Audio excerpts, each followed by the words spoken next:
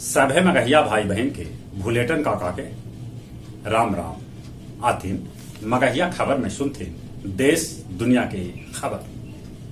संकल्प शिविर में सोनिया गांधी आखिरकार कबूलन संगठन में बढ़कर बदलाव की जरूरत है।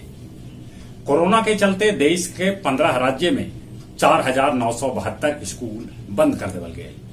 बिहार में प्रमाण पत्र न जमा करे वाला शिक्षक सभे अब होतन बर्खास्त। बनारस के ज्ञान वापी मस्जिद के सर्वे के काम शुरू हुए। आज 4 गो कमरा के सर्वे कैल गए। भ्रष्टाचार मामला में भ्रष्ट अफसर अभिषेक कुमार सिंह, अमित लोढ़ा, आदित्य कुमार के खिलाफ सरकार जांच के आदेश दिलक है।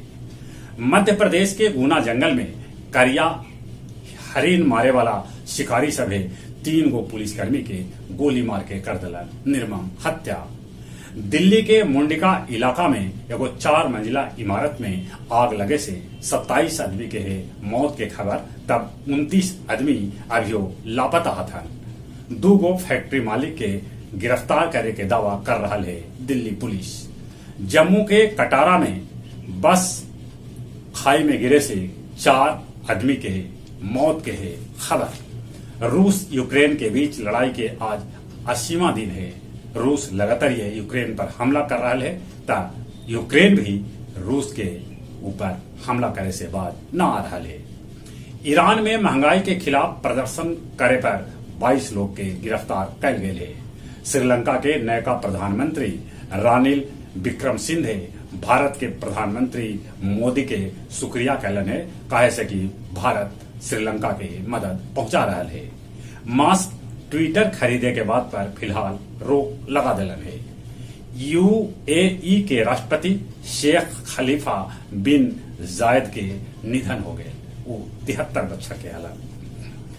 गया के बेलागंज प्रखंड के श्रीपुर घाट से 9 गो वाहन जब्त कैल गए, जगह से पुलिस 20 लाख रुपया जुर्माना वसूलल है। विरोध के बाद बोध गया महाबोधि मंदिर भीड़ से नीरा के दुकान हटावल गए। अब कुछ खेल के समाचार। आईपीएल में Punjab Kings royal Challengers Bengaluru के 54 रन से हरा दिलन। भारत पहली बेर थॉमस कप के फाइनल में जगह बनौलक है और संतोष ट्रॉफी के विजेता केरल टीम के 1.14 करोड़ रुपया पुरस्कार देता राज्य सरकार। जहां तक मौसम के सवाल है, मौसम विभाग सूचना दिलका है कि राज्य में समय से पहले मानसून ई बछर आ सका है।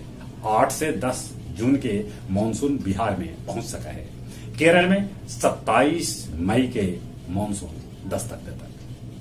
चले अपने सभी के एक बार फिर से भूलेटन काका के राम राम।